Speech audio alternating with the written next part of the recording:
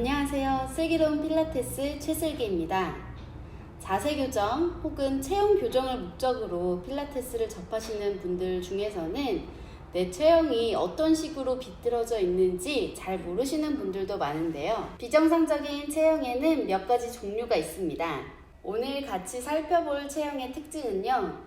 허리는 아주 잘록해 보이고 등은 동그랗게 굽어 있으며 머리는 거북목처럼 앞으로 빠져나와 있습니다. 또한 허벅지 앞쪽 근육이 발달해 있고 어떤 분들에게는 무릎이 안으로 꼬인 X다리, 외반스를 가진 경우도 많습니다. 오늘도 어려운 내용이 많지만 최대한 저를 믿고 따라와 주세요. 앞서 말씀드린 체형의 이름은 카이포 로도시스입니다. 후만을 뜻하는 카이포라는 단어와 전만을 뜻하는 로도시스라는 단어가 서로 합성된 단어인데요. 이 체형의 특징은 허리의 과도한 전만과 등의 과도한 후만입니다. 저번 영상에서 설명드린 척추의 정상 커브보다 훨씬 각도가 심한 버전이라고 생각하시면 됩니다. 등이 과도하게 굽어 있다면 체중심이 뒤로 옮겨지게 되겠죠. 그럼 무의식적으로 뒤로 옮겨진 체중심을 앞으로 다시 가져오고 싶어서 다른 곳을 내밀게 될 거예요.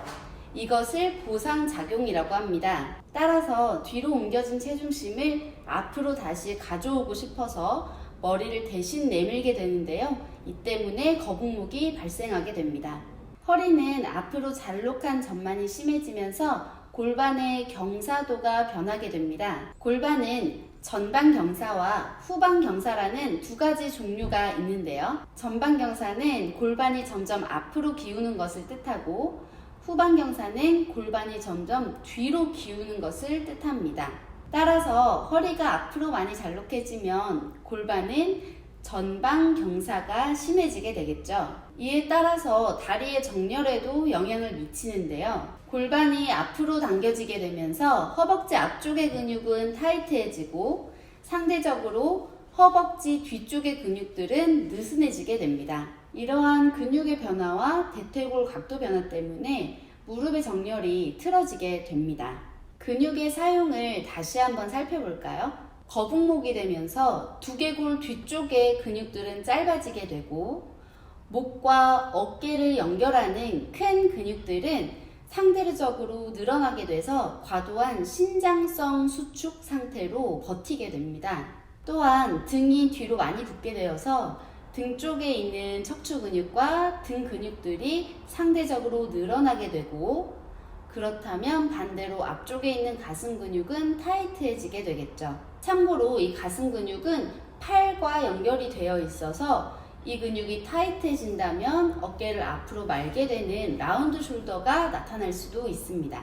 허리는 과도하게 잘록해서 허리 쪽 척추 근육과 허리 근육을 당겨 쓰게 되어 강해지게 되겠고 그렇다면 반대로 앞쪽에 있는 복부 근육은 상대적으로 늘어나서 약해지게 되겠죠. 늘어난 배근육이 골반을 당겨주지 못하기 때문에 골반이 앞으로 기울어져서 허벅지 앞쪽 근육이 짧아지고 반대인 뒤쪽 근육은 늘어나게 됩니다. 전체적인 흐름이 이해가 좀 되시죠? 그렇다면 카이포 로도시스 자세인 분들이 평소에 어떤 식으로 생활을 하는지 또한 운동을 할 때는 어떤 실수를 많이 하시는지 한번 살펴볼게요. 이분들은 일을 하거나 공부를 할 때 골반을 의자 깊숙이 뒤로 밀어놓고 허리를 앞으로 내민 채 기대고 계실 확률이 높고요. 만약 컴퓨터를 하거나 손으로 작업을 하고 있다면 한 손은 마우스를 잡고 있고 한 손은 턱을 괴고 거북목 상태로 일을 하고 있겠죠. 또한 무릎이 안으로 붓기 쉬워지니 다리를 꼬는 게 더 편하실 거예요. 누워있을 때를 볼까요? 사람이 똑바로 누워있을 때 상체를 본다면 뒤통수, 등, 골반 뒤쪽이 닿아 있는 것이 정상인데요. 이 체형 분들도 누워있을 때 똑같은 부분이 닿아 계실 거예요. 하지만 커브가 과도하다 보니 등의 후만이 심해서 상대적으로 머리가 바닥에 닿기 쉽지 않고요. 그렇기 때문에 턱이 들리면서 뒤통수의 윗부분이 닿게 됩니다.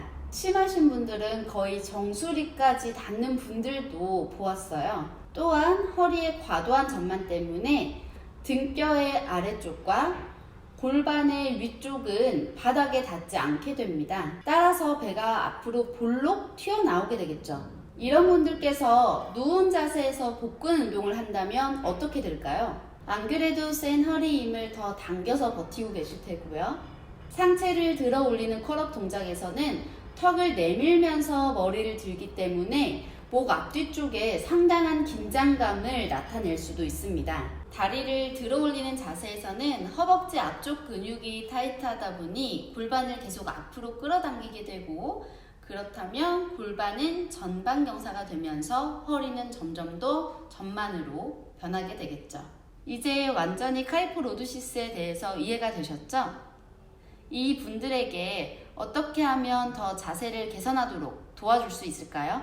물론 사람마다 100% 동일한 패턴으로 움직이지는 않습니다. 하지만 많은 확률로 이러한 패턴으로 움직인다는 가정하에 말씀드려 볼게요. 일단은 척추의 과도한 커브를 정상화시키기 위해서는 흉추는 비교적 신전되어야 하고 요추는 비교적 굴곡되어야 하겠죠. 여기서 주의할 점은 허리를 과도하게 굴곡시키는 것이 아니라 원래 과도한 전만 상태에서 살짝 각도를 줄인 원래의 전만 상태를 유지하는 것입니다. 더구나 허리 디스크가 있으시거나 허리에 기타 다른 병증이 있으시다면 허리 사용에 훨씬 더 조심스러워지셔야 합니다. 또한 허벅지 앞쪽에 고관절 굴곡근의 길이를 늘리고 허벅지 뒤쪽에 있는 고관절 신전근을 강화합니다. 이 과정에서 엉덩이 근육과 허벅지 옆쪽 근육을 같이 발달시키면 다리 정렬에 도움을 받을 수 있습니다. 목에서는 뒤통수 바로 뒤쪽에 있는 목 심부 신전근들을 늘려주고요. 목을 받치고 있는 앞, 옆, 뒤쪽 근육들을 올바로 쓸 수 있도록 근육을 재교육하시는 것이 필요할 겁니다. 이 정도로 카이포로도시스에 대한 전반적인 내용을 살펴보았습니다. 내 몸을 이해하기 위해서 집중하여 시청하셨다면 분명 구석구석 내가 어떻게 몸을 쓰고 있는지 알게 되셨을 거예요. 저와 함께 차근차근 몸을 공부하다 보면 어느새 여러분도 신체 이해도가 높아지시리라 저는 확신합니다. 그로 인해 다치지 않고 운동할 수 있게 된다는 큰 효과가 있고요. 다음 시간도 유익한 내용을 잘 준비해서 들고 올게요. 여기까지 함께 해주셔서 감사합니다. 지금까지 슬기로운 필라테스 최슬기였습니다.